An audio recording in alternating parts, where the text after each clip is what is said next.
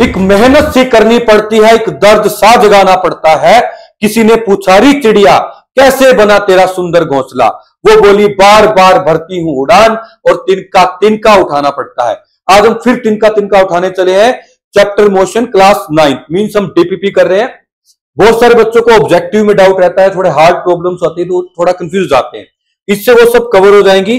First question हमारे पास है, motion of the object is the change in position with respect to reference point also known as. ये कह रहे हैं किसी भी ऑब्जेक्ट का जो मोशन होता है वो क्या होता है, चेंज इन पोजीशन होता है, और किसी एक रेफरेंस पॉइंट के लिए। जैसे कि मैं आपको कह दूं कि जहां इस पॉइंट से 5 मीटर इधर जाओ ऊपर जाओ, या मैं कह दूं मुझसे 5 मीटर आगे जाना है, ऊपर जाना नीचे जाना है, तो जो रेफरेंस पॉइंट होता है उसको ओरिजिन भी बोलते हैं। तो इसका आंसर आ जाएगा A, that reference point is called origin, hence option A is correct. Next is a body whose position with respect to surrounding does not change is said to be in state of.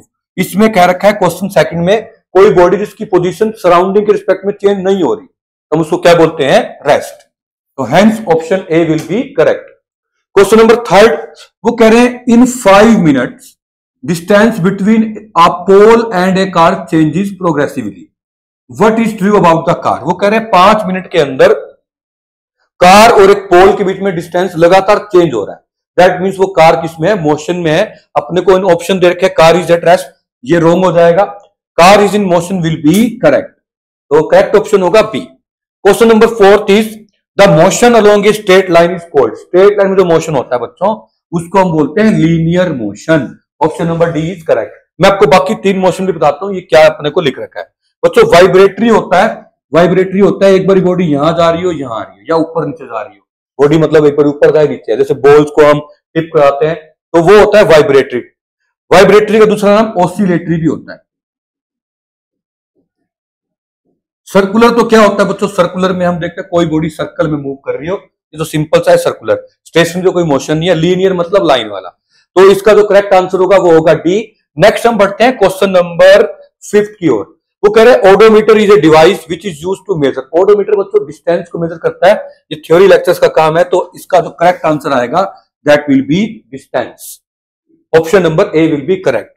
Next, in case of moving body, अगर कोई body move कर रही है तो वो तो अपने को पता है, अगर वो स्ट्रेट लाइन में मूव कर रही हो, लेट वो ए से बी गई स्ट्रेट लाइन में, उस केस में डिस्टेंस और डिस्प्लेसमेंट, डिस्प्लेसमेंट को एस से लिख रहा हूं, डिस्टेंस को डी से, ये इक्वल हो सकता है ये बॉडी वापिस आ जाए, स्ट्रेट लाइन में ना जाए, हो सकता है वापिस यहीं पहुंच गई।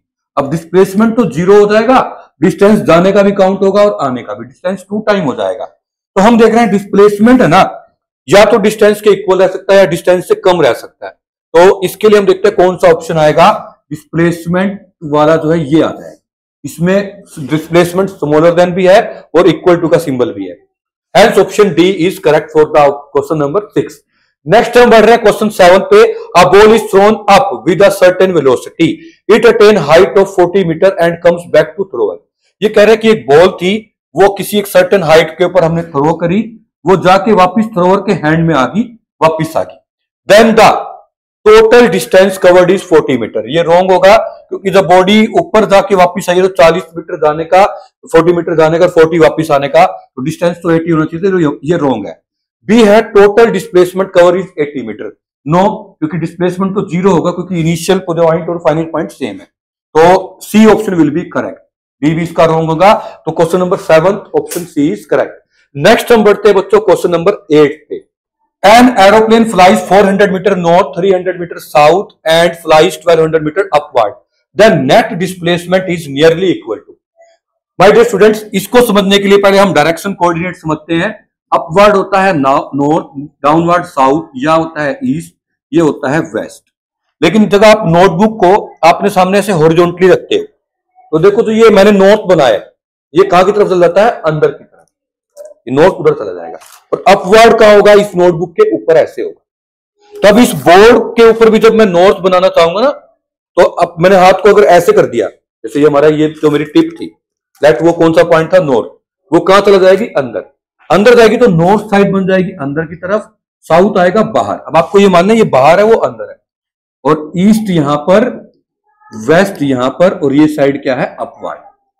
तो माय डियर स्टूडेंट्स, हम देखें तो जो प्लेन है वो 400 मीटर जाता है नॉर्थ में, मतलब अंदर की तरफ जाता है। देन 300 मीटर जाता है साउथ में, साउथ मतलब बाहर की तरफ आ जाता है। अगर हम ए से चले थे 400 मीटर नॉर्थ गए, 300 साउथ गए, तो अभी ये पॉइंट जस्ट 100 मीटर के डिस्टेंस पे। इसके बाद वो कह रहे हैं फ्लाइज अपवर्ड, अपवर्ड ऊपर होगा तो इस तरह से होगा, ये 1200 है। ये फाइनल पॉइंट आ गया बी। ए से बी का जो ये डायरेक्ट डिस्टेंस है ये होगा हाइपोटेन्यूज। एक किस्म की ट्रायंगल बन गई, एक साइड 100 दूसरी 1200 और ये अपने पास आ गया हाइपोटेन्यूज। ये अपने को फाइंड करना है। जब हम इसको फाइंड करेंगे तो बच्चों हमारे पास क्या आ जाएगा, अंडर द रूट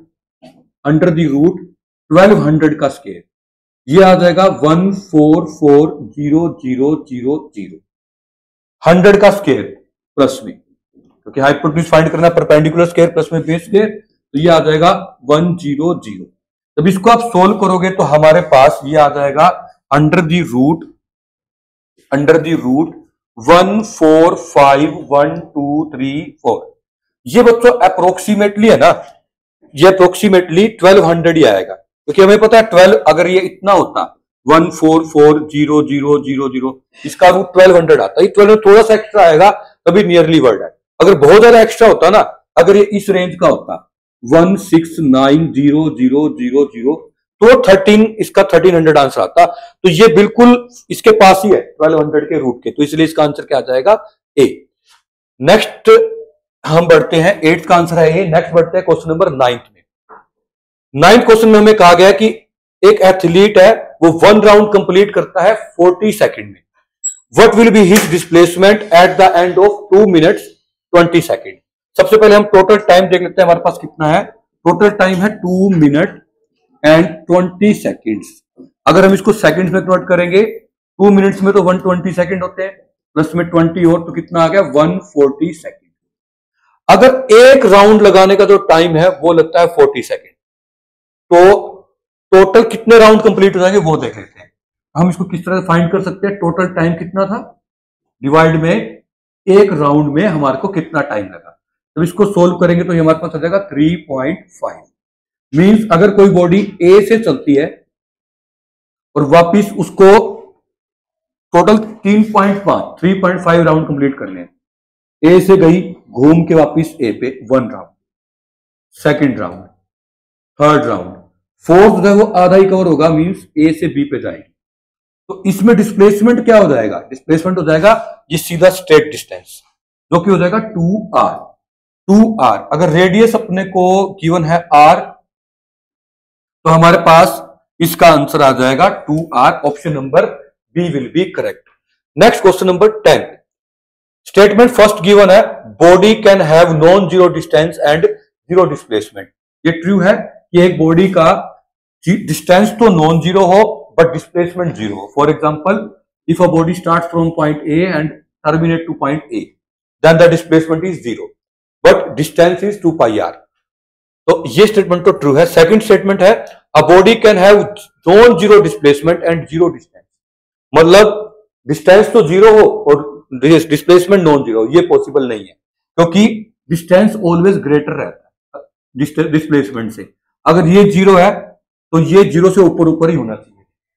तो बच्चों इसका जो आंसर आ जाएगा वो आ जाएगा statement 1 is true and statement second is false. Hence option number B will be correct. बच्चों ये थे हमारे पास डीपीपी नंबर फर्स्ट के सॉल्यूशन। होप्स आपको अच्छे समझ आए होंगे। नेक्स्ट हम मिलेंगे डीपीपी सेकंड। Thank you.